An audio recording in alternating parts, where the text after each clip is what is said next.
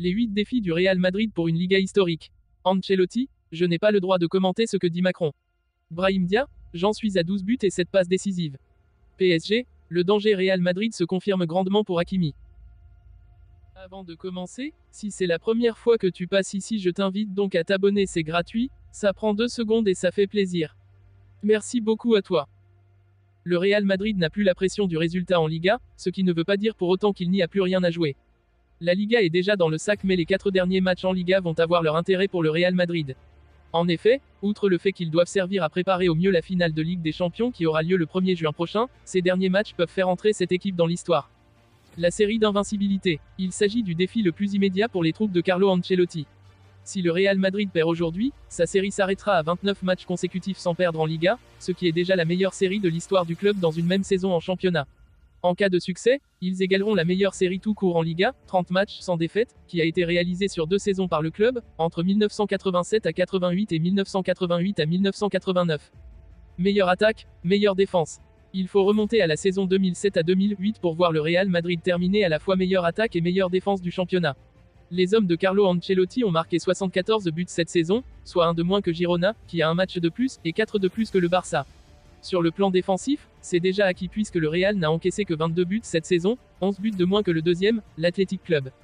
Meilleure défense de l'histoire. Curieusement, malgré les blessures dans son secteur défensif, le Real Madrid fait une saison historiquement bonne. On vient de le dire, les Merengues n'ont pris que 22 buts en Liga cette saison et le record du club est de 25 buts encaissés. Ça s'est produit 2 fois, en 1982 à 83, 34 journées, et en 2019 à 20, 38 journées. Le Real peut aussi réaliser un record, le nombre de clean sheets sur une saison. 19 est le record, l'équipe en est à 18. Le Pichichi de Bellingham. Malgré sa blessure, sa suspension de 2 matchs, son poste. Jude Bellingham est toujours dans la course au Pichichi cette saison. Le Britannique a perdu le leadership et la course s'est resserrée avec notamment un retour en force de Lewandowski, mais il peut toujours espérer gagner ce prix. Il est à 18 buts, Dobbik est à 20 buts et Lewandowski est à 17 buts. Atteindre les 99 points. Les hommes de Carlo Ancelotti ne pourront pas atteindre les 100 points en Liga, record établi par le Real de Mourinho en 2011 à 12. Ils peuvent néanmoins en être très proches en cas de succès sur les 4 derniers matchs. Mais il est à noter que même en atteignant les 97 points, il s'agirait de la deuxième meilleure performance de l'histoire. Marqué dans 37 matchs. Le Real Madrid a marqué dans tous ses matchs en Liga, sauf un jusqu'à présent. Le Rayo Vallecano est le seul à avoir su résister à la Maison Blanche. Les Merengues peuvent toutefois encore marquer dans 37 de leurs 38 matchs en Liga. Ce serait un record égalé, saison 2016 à 2017. Un écart record avec le deuxième. En Liga, l'écart le plus conséquent entre le leader et son dauphin fut de 15 points. C'est le FC Barcelone qui l'avait infligé au Real Madrid lors de la saison 2012 à 13. Le Real compte aujourd'hui 14 points d'avance sur Girona et le Barça. Le jeu propre. Pour la 3e année consécutive, le club madrilène peut obtenir le trophée de l'équipe la plus fair-play du championnat. Ils sont leaders avec 71 points, devant Valence, 77 points, et l'Atlético, 80 points. L'objectif est d'avoir le moins de points, un carton jaune égale 1 point, un carton rouge égale 3 points. L'entraîneur du Real Madrid, Carlo Ancelotti, s'est exprimé en conférence de presse après la large victoire de son équipe à Granada. Les sensations, elles sont bonnes, parce que tout le monde joue, se bat, montre de la qualité et ça joue collectivement. Elles sont bonnes pour Courtois et Militao, ils progressent. Tout s'est bien passé aujourd'hui. L'objectif est d'avoir l'effectif au top pour Wembley et je pense qu'on y arrivera. Vous savez où jouera Mbappé l'an prochain. C'est un sujet qui ne m'intéresse pas pour le moment. Nous avons beaucoup de choses à faire. On jouait aujourd'hui et vient le moment de célébrer le titre avec nos fans. Ensuite, nous aurons encore beaucoup de matchs. Jusqu'au 1er juin, nous savons à quoi penser. Quelles sont vos sensations par rapport à Kroos et Modric? Il reste, les deux sont très enthousiastes à l'idée d'apporter et préparer la finale.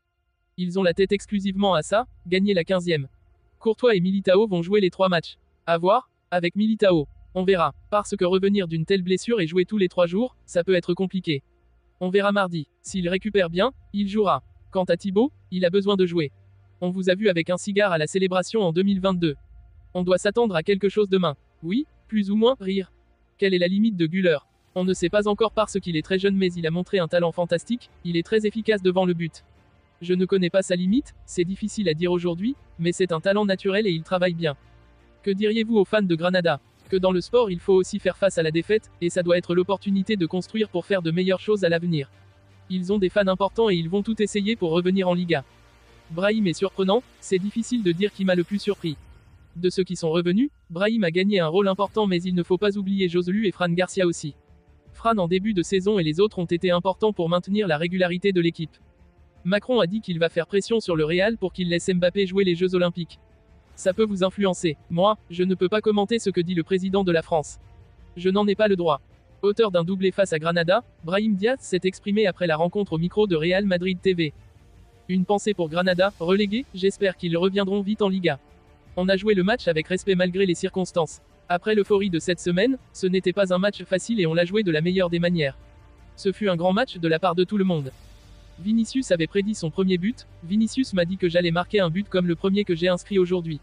J'ai marqué et je lui ai donc dédié ce but. Le deuxième est un but collectif. L'équipe a été incroyable et nous voulons obtenir le plus de points possible en Liga. On veut aussi aborder de la meilleure manière possible la finale.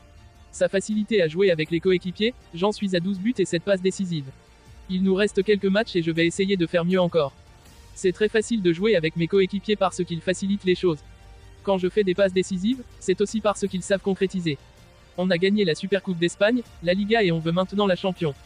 L'ambiance dans le vestiaire, nous sommes tous importants. Nous ne sommes pas seulement des amis mais une famille. Je passe plus de temps avec eux qu'avec ma famille. Ce groupe est incroyable. Tous les joueurs sont à la hauteur du niveau d'exigence du Real Madrid, qui est le meilleur club du monde. Je voulais aussi remercier Modric pour sa passe parce que c'est une phénomène, un maestro. Le Real Madrid envisagerait très sérieusement la signature d'Achraf Hakimi dans un futur à court terme. Un temps amis, Nasser Al-Khelaifi et Florentino Pérez ne sont plus vraiment sur la même longueur d'onde depuis quelques années. Entre le feuilleton Kylian Mbappé et la Super League, les deux hommes ont pris leur distance et n'hésitent désormais plus à s'envoyer des pics par médias interposés. En passe de réussir à s'offrir le français, le président du Real Madrid ne risque pas de remonter dans l'estime de son homologue parisien. Pire, il pourrait même lui faire un autre pied de nez. Le Real est bien intéressé par Hakimi. En effet, on apprenait ces derniers jours que la Maison Blanche était intéressée à l'idée de ramener Achraf Hakimi au bercail, lui qui a porté les couleurs du club madrilène pendant 14 années, 2006 à 2020. Un intérêt confirmé par Mario Cortegana qui assure que les dirigeants merengues suivent de très près l'évolution de ce dossier et comptent utiliser le même procédé que pour Alphonso Davies. Si le Marocain venait à ne pas prolonger son contrat qui court actuellement jusqu'en 2026, alors le Real passera à l'action pour se l'offrir à l'été 2025 ou alors attendre 2026 pour le récupérer gratuitement. En d'autres termes, le PSG peut s'attendre à des négociations compliquées.